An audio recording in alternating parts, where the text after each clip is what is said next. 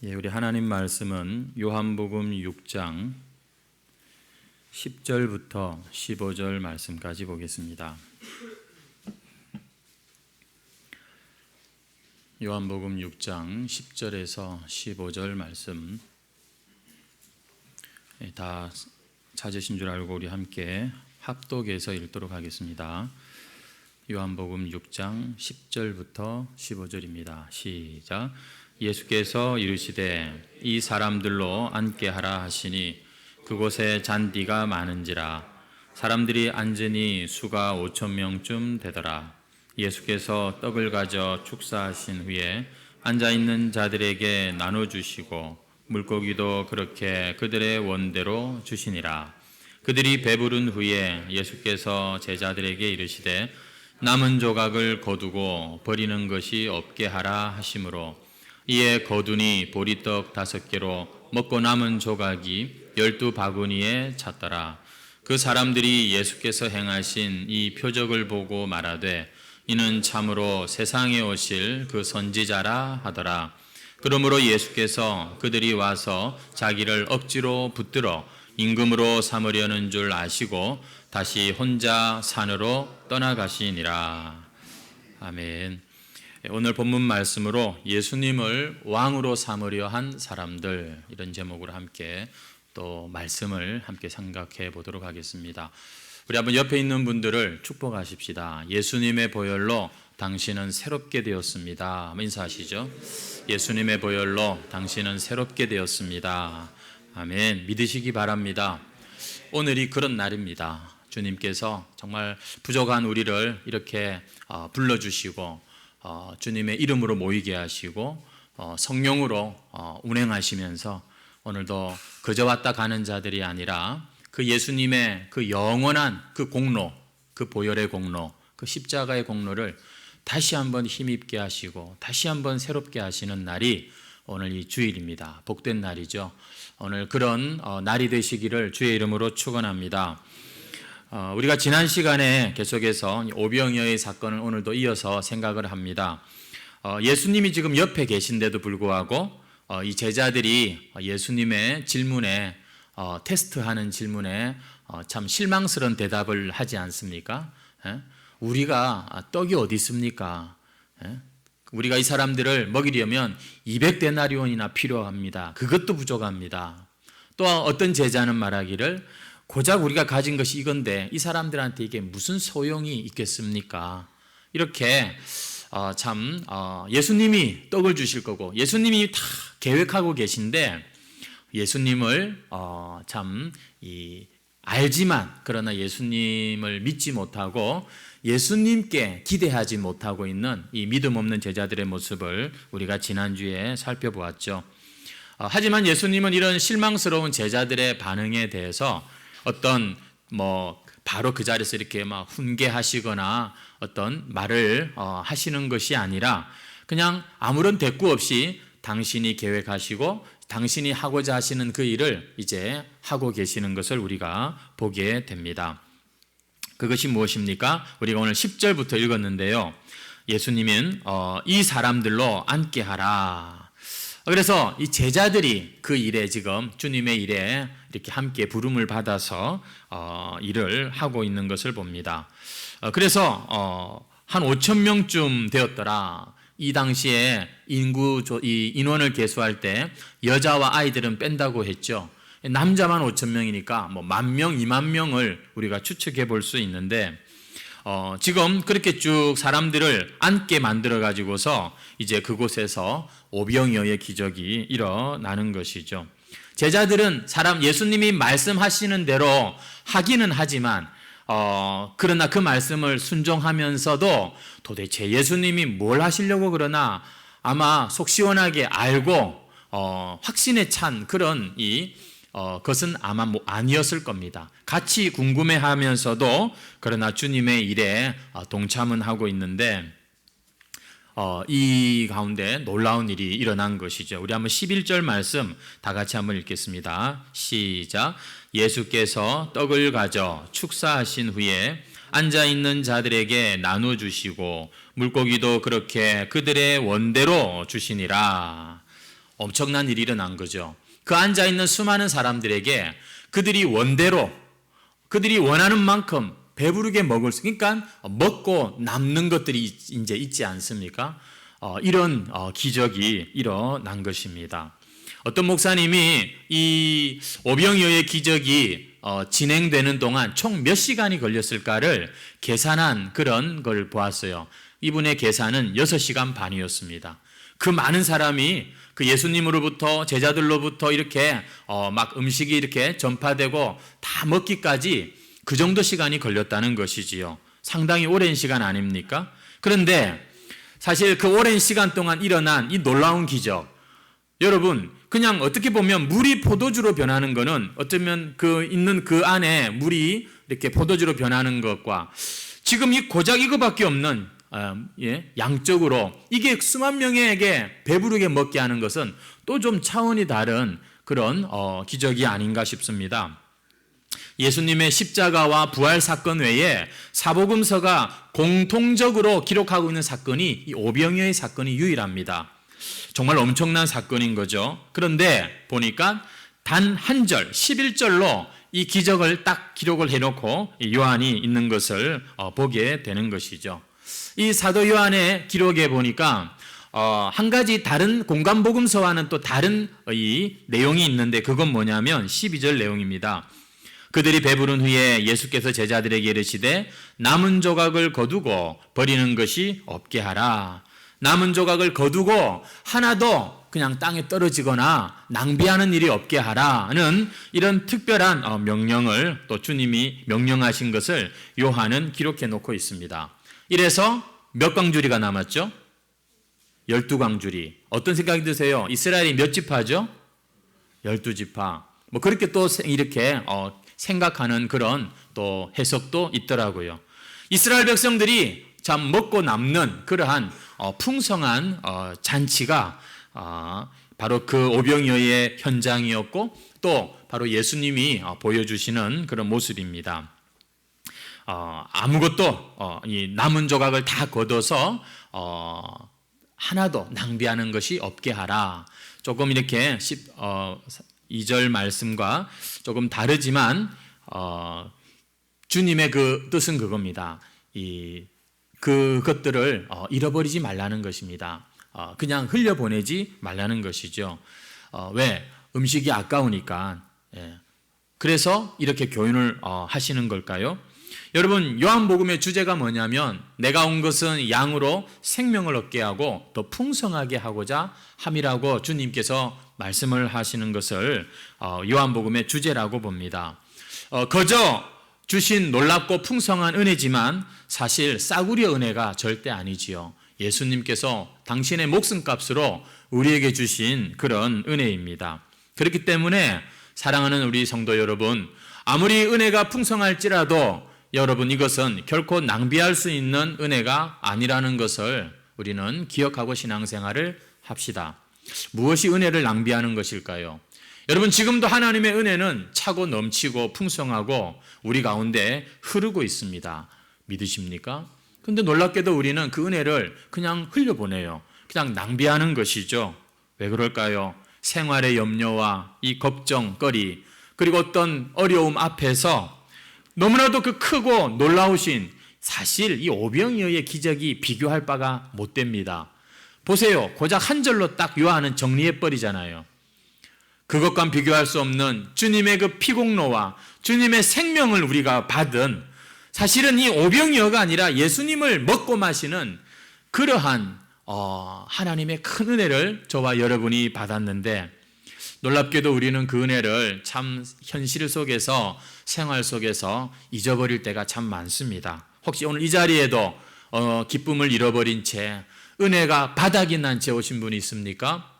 하나님의 은혜는 메마르지 않습니다. 부족하지 않습니다. 오늘 여러분들이 원하시는 만큼 여러분들에게 필요한 만큼 주님께서는 오병이어의 기적을 이루신 것처럼 우리 마음 안에도 우리 삶에도 이 놀라운 기적을 베푸실 줄 믿습니다. 흐르고 있습니다. 지금도 역사는 흐르고 있어요. 지금도 은혜의 역사 가운데 여러분 마음을 정하고 풍덩 뛰어들면 놀라운 은혜가 우리에게 있는 것입니다.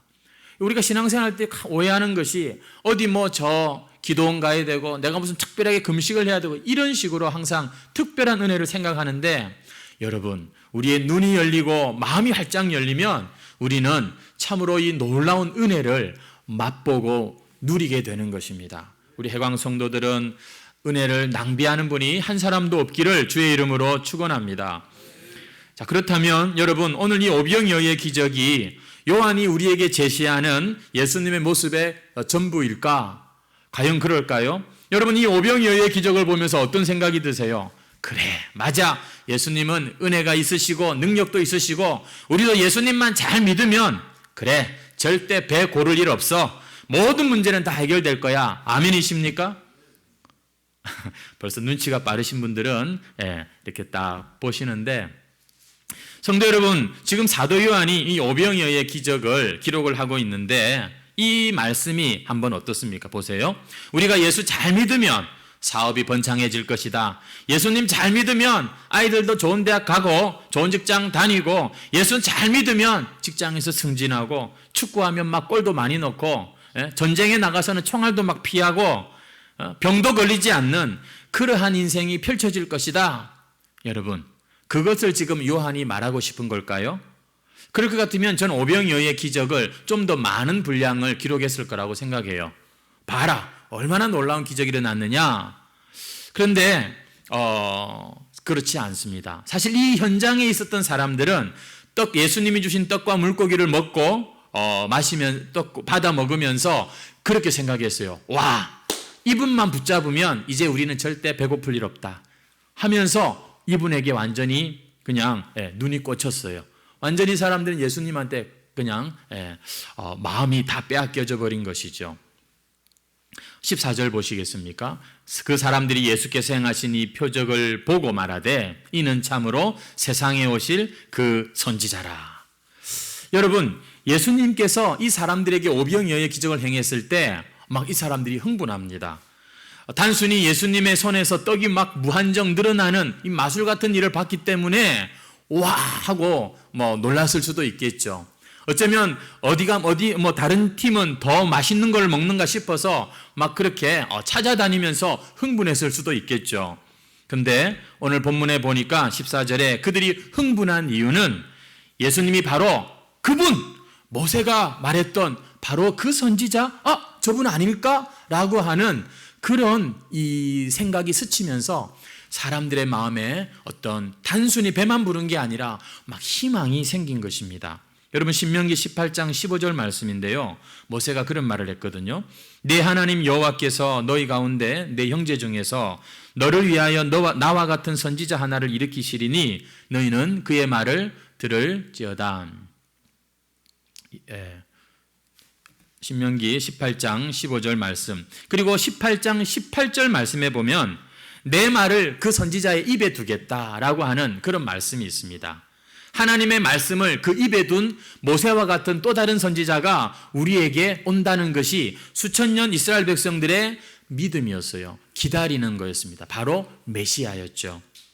그래서 그의 명령에 순종하지 않으면 벌받을 것이라고 했던 그 선지자, 예수님을 보니까 그 선지자가 떠오른 거예요. 그래서 14절 말씀처럼 저분이 아닐까, 세상에 오시겠다고 하신 그 선지자, 그 메시아, 그 구원자가 저분이 아닐까, 그 생각이 그들에게 들었던 것이죠. 그래서 흥분한 것입니다. 여러분, 이 구약에 예언된 선지자가 지금 우리 앞에서 이렇게 배부르게 하는 이분이라는 생각을 딱 하게 되었을 때 여러분, 그들은 가만히 있을 수가 없었던 거죠. 그래서 오늘 말씀해 보니까 어떻게 하려고 하죠? 15절에 보니까 억지로, 예수께서 그들이 와서 자기를 억지로 붙들어 임금으로 삼으려 하는 줄 아시고 예수님을 자기들의 임금으로 삼으려고 했다는 것입니다. 여러분, 그 수많은 사람들이 예수님을 지금 왕으로 세우려고 하는 이 분위기가 어떤 분위기일 것 같습니까? 정말 기쁘고 감격하고 드디어 하나님의 말씀대로 오셨구나, 메시아다. 그러면서 봐라, 지금의 이 모든 어렵고 힘든 일을 이제는 끝을 내고 우리 당장 저 로마 총독부로 쫓아가서 불태워버리고 우리의 임금의 궁궐을 세우자, 이런 분위기가 지금 이 사람들의 마음입니다. 안 그래요? 어디 가서 돈을 주고 사가지고 온 음식도 아니고 지금 예수님께서 그 광야 아무것도 없는 자리에서 그들을 배부르게 했을 때 이 사람들 거의 눈이 뒤집혀 버릴 거예요. 와, 이분만 붙잡으면 우리의 인생은 이제 탄탄대로다는 것이죠. 물론 그 일이 어쩌면 생각대로 잘 안 풀릴 수도 있습니다.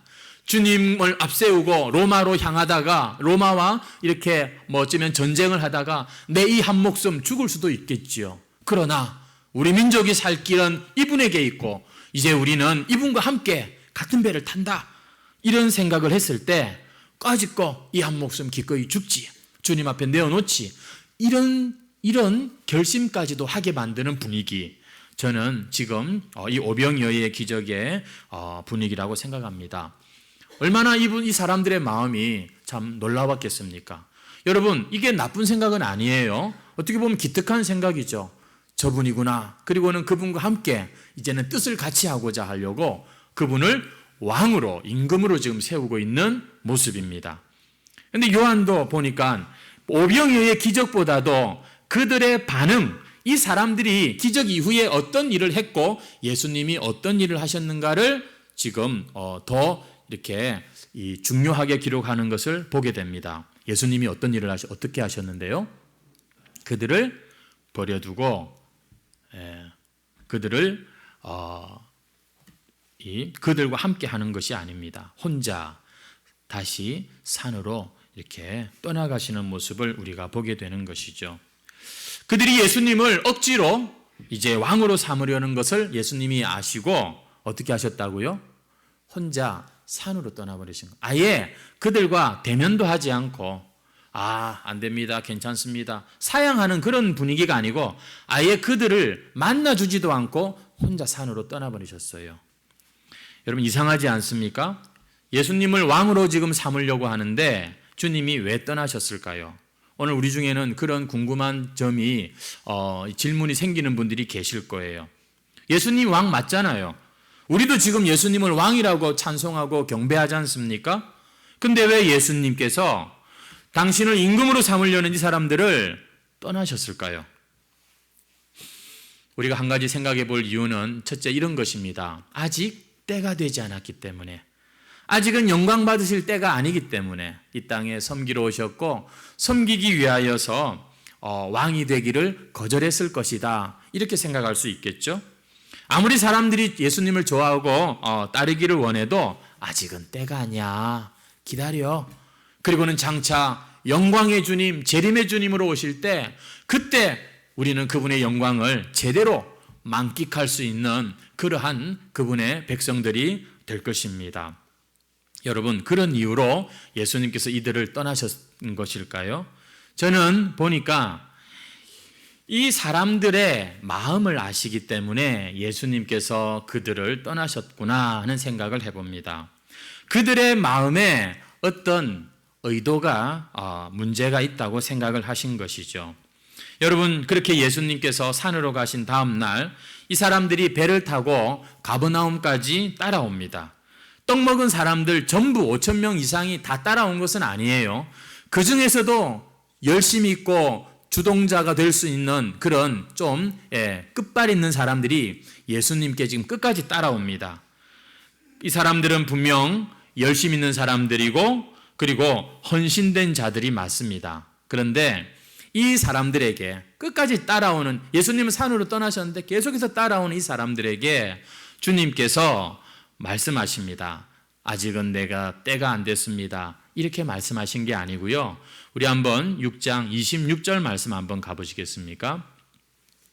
예수께서 대답하여 이르시되 내가 진실로 진실로 너희에게 이르노니 너희가 나를 찾는 것은 표적을 본 까닭이 아니요 떡을 먹고 배부른 까닭이로다. 너희가 나를 이렇게 찾아오는 이유를 내가 안다. 표적을 보고 그 표적의 주인공이신 내가 누구인지를 찾아왔다기보다도 떡 먹고 배불러서 이렇게 나를 찾아왔구나 말씀하시는 거예요. 아직 때가 안 되어서가 아니라 그들이 예수님을 왕으로 삼으려고 하는 의도가 좀 문제가 있다는 그런 말씀입니다. 왜냐하면 이 사람들은 예수님을 정말 왕으로 삼고 싶어 했어요. 그게 거짓은 아니었습니다.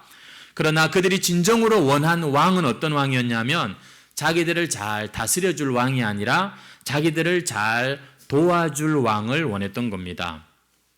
그들은 예수님께서 기적을 행하실 때 또 그들에게 양식을 나누어 주실 때 와 하고 열광했어요. 저분이다 라고 바로 그 선지자를 떠올릴 만큼 예수님을 아주 기대에 찬 눈으로 바라보았죠. 하지만 예수님의 제자가 되고 예수님이 원하시는 대로 살고 싶은 마음은 전혀 없었어요. 단지 기다렸어요. 주님, 이제 우리를 도와주세요. 해방시켜주세요. 살려주세요. 잘 살게 해주세요. 이 문제 해결해 주세요. 이들이 왕을 구한 것은 마치 옛날 이스라엘 백성들이 사무엘에게 우리에게도 왕을 주소서라고 했던 그 장면을 생각나게 합니다. 그 옛날 이스라엘 백성들도 역시 마찬가지였어요. 자기들의 재산을 지켜주고 자기들의 생명을 보호해 줄 수 있는 유능하고 힘센 왕, 싸움 잘하는 왕, 저 다른 나라처럼 저렇게 군사를 움직일 수 있는 그런 실력 있는 왕을 원했죠. 하나님을 사랑한다는 거, 하나님을 신뢰하고 하나님의 뜻에 순종하면서 하나님의 말씀대로 이 백성들을 잘 이끌 그런 사람 말고 전쟁에 나가면 그냥 용사처럼 칼을 휘두르면서 적군을 물리칠 수 있는, 그래서 우리나라의 이 재산과 소유를 다 지켜주시고 더 번창하게 해주시기를 바라는 그런 왕을 원하나이다. 그렇게 사무엘에게 왔죠. 여러분, 그래서 발탁된 왕이 사울이라고 하는 왕이었습니다. 보통 사람보다 그죠? 어깨가 다른 사람 머리 하나가 더 되는 그런 정말 보기에도 싸움 잘하게 생긴 그런 왕이었죠. 사무엘은 사무엘상 8장에 보면은 그들이 원하는 그 왕들, 그런 왕은 결국 그 백성들을 착취하는 왕이 될 것이고 자기들의 배만 부르게 하는 그런 왕으로 변질될 것이고 심지어 그들의 자녀들조차도 자기를 섬기라고 말하는 그러한 자들이 될 것이다. 그 인간적인 왕, 세상적인 왕의 한계를 그렇게 경고하는 장면이 나옵니다. 여러분, 누가 왕의 자격이 있느냐 없느냐 지금 그런 문제가 아니라 이 당시도 그 옛날 이스라엘 백성들도 마찬가지예요. 그저 눈에 보기에 좋은 그러한 왕을 구했던 것이죠. 예수님께서 오병이어의 기적을 행하셨을 때 이 이스라엘 백성들이 그 옛날 사무엘에게 마치 찾아갔던 것처럼 지금 예수님께 찾아온 것입니다. 이것은 예수님을 인격적으로 믿고 따라서가 아니에요. 내가 이제는 예수님께 나의 삶을 맡기고 그분이 어디로 인도하시든지 내 인생을 한번 그분께 맡기고 살아보자. 이런 신앙이 이 동기가 아니라 저분은 능력이 있다. 역시 저분은 뭔가 우리의 문제를 해결할 힘이 있는 분이다. 예수, 그분의 팬이 되어서 그분을 좋아해요. 아주 열광합니다. 하지만 자기들이 원하는 방식으로 자기들을 만족시켜 달라고 하는 그런 요구였다는 것이죠. 주님은 나중에 주님께서 십자가 지시고 또 부활하신 후에 그들을 떠난 뒤에도 당신의 제자들이 당신의 그 길을 계속해서 따라오는 그런 사람을 원하셨는데, 하지만 이 사람들은 지금 주님과 함께 있으면서 오히려 예수님 덕분에 내가 이것도 누리고 저것도 누리고 그렇게 나는 당신을 원합니다 라고 지금 표현을 하고 있는 것입니다. 사랑하는 성도 여러분, 지금도 예수님과 하나님 나라 복음에 대해서는 사실 잘 모르고 교회를 중심으로 종교 생활하는 정도에서 만족하는 그런 분들이 사실 있습니다. 이런 분들은 다들 어떤 마음인가 하면은 예수님 좋아해요. 예수님 감사합니다. 예수님 예수님과 관계가 문제가 있는 건 아니에요. 문제는 예수님을 내가 원하는 그 자리에 앉혀놓고 내가 원하는 그것들을 이렇게 도와주는 그런 임금으로 삼기를 원한다는 것이죠. 이런 사람들은 우리 해광교회도 그런 분들이 있을지 모르겠습니다만 그냥 왕만 바꾸면 모든 문제가 해결될 거라고 생각합니다. 그거 뭐 틀린 건 아니잖아요. 예수님을 우리의 왕으로 바꿔야지요. 하지만 사실 그 이면에 가만히 보면 왕만 바꾸고 나는 안 바꾸고 싶은 마음이 있는 그런 중심을 우리가 보게 되는 것이죠. 자기는 안 바뀐 채 왕만 바뀌면 되는 거 아니에요? 여러분, 이런 생각은요 결코 참된 신앙인이라고 할 수 없어요. 주님께서 우리에게 가르쳐 주신 그 길을 묵묵히 따르는 신앙인이라고 할 수 없어요. 이런 사람들은 교회 와서도 잘하는 것 같지만 세상 가면 또 세상 방식으로 얼마든지 살아남으려고 주님을 배신할 수 있는 사람들입니다. 옆에 계시지만 주님을 인정하지 않을 수 있는 사람들이 되는 거예요. 사랑하는 우리 해광교회 성도 여러분, 우리 예수님을 억지로 우리 인생의 왕으로 삼아서는 안 됩니다. 사실 이미 그분은 우리의 왕이세요. 맞지요? 우리가 할 일은 예수님 오세요. 까짓거 이번에 나하고 한번 이렇게 내가 예수님을 높여드릴 테니까 하면서 그런 것이 아니라 그냥 그분 앞에 엎드려야 되는 거예요.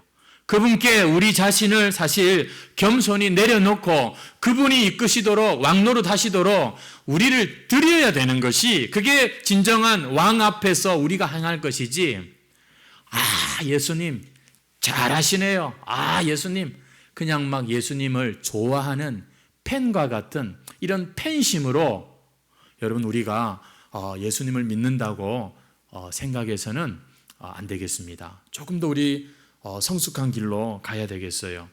우리는 왕을 만드는 자가 아니라 왕 앞에 무릎 꿇고 그분께 참된 경배를 드려야 되는 그러한 사람들인 것이죠.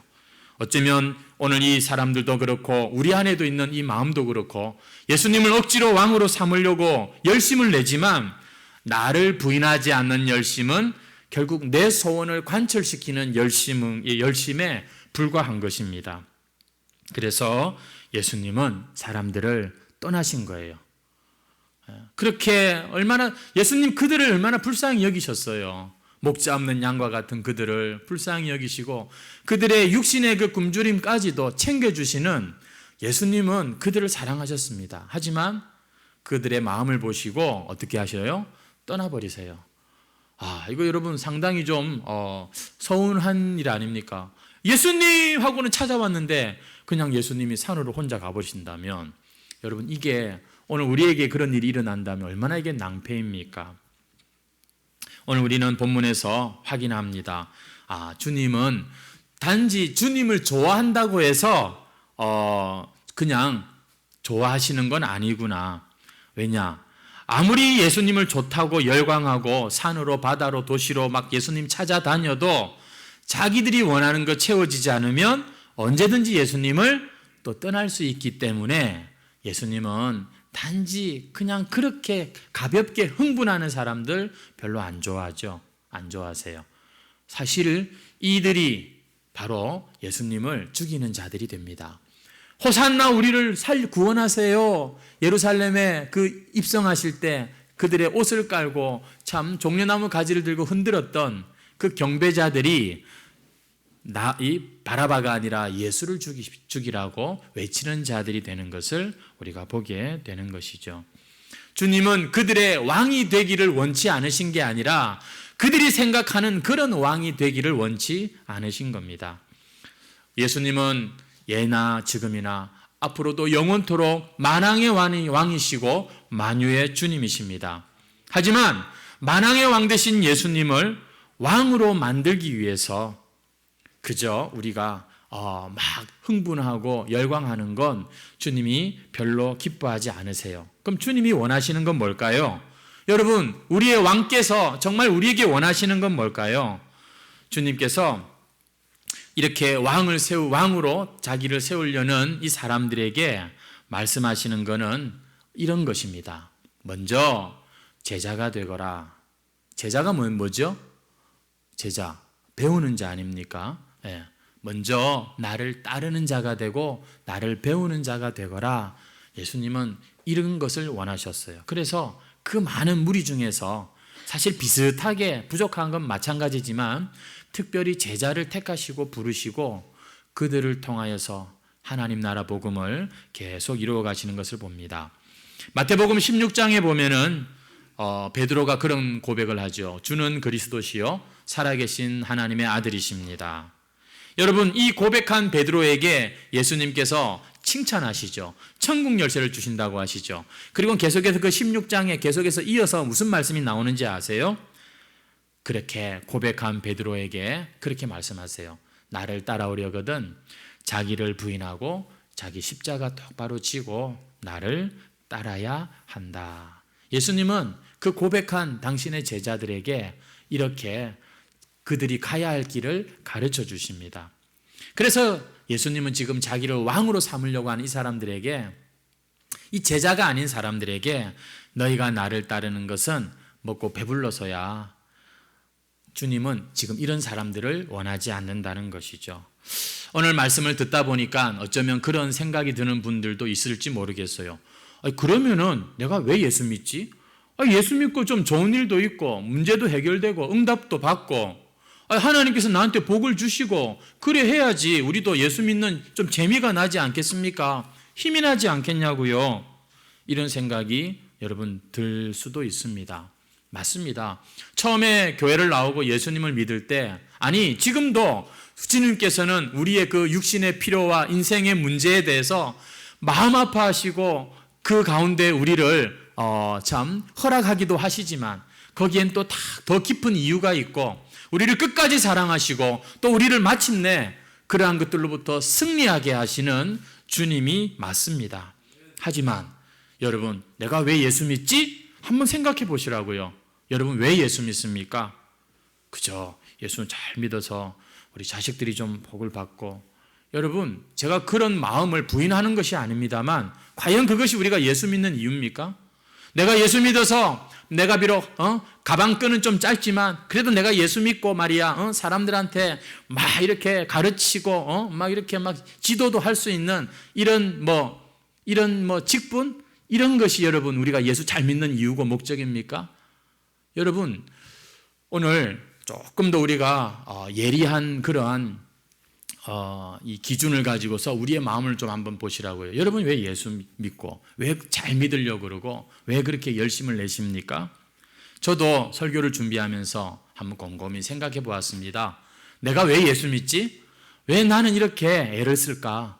생각해 보니까 결국에 가장 소중한 가치는 내가 예수님을 믿게 된 것은 그분이 나를 사랑하신다는 것을 깨달았기 때문이고 알게 되었고, 그분께서 이 부족한 자에게 그 영원한 나라, 죽지 않고 썩지 않고 망하지 않는 하나님의 나라를 나 같은 자에게 상속자로, 그것을 내 영원한 기업으로 주시려고, 그냥 이 땅에서 예수 믿었네, 구원받았네가 아니라 그 정도가 아니에요. 진짜는 여러분 나중에 우리가 장차 주님 오시는 그날에 더 확실하게 확인하게 될 것입니다.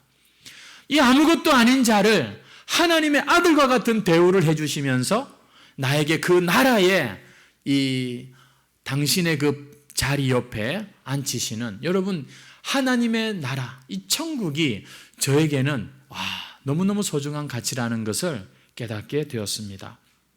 그래서 여전히 비록 나는 불완전하지만 이 세상에서부터 그 천국을 더 소망하게 되고, 그래서 이 세상에 방식이 있어요.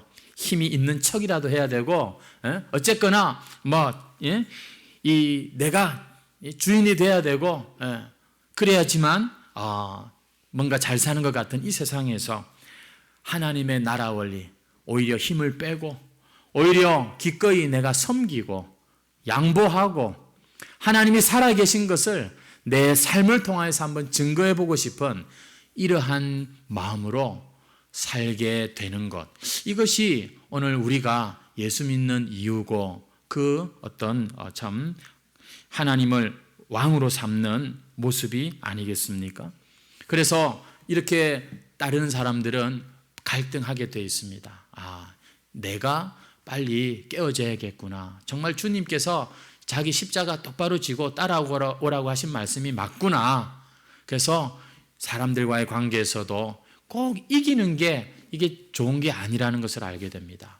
오히려 이 고난 속에서도 욥처럼 힘들어요 반응했지만 오히려 내 안에 진정한 하나님의 생명을 풍성하게 하시는 하나님의 방법인 줄 알고 감사하고 그 와중에도 기뻐하고 찬송할 수 있는 승리자가 되는 것이죠.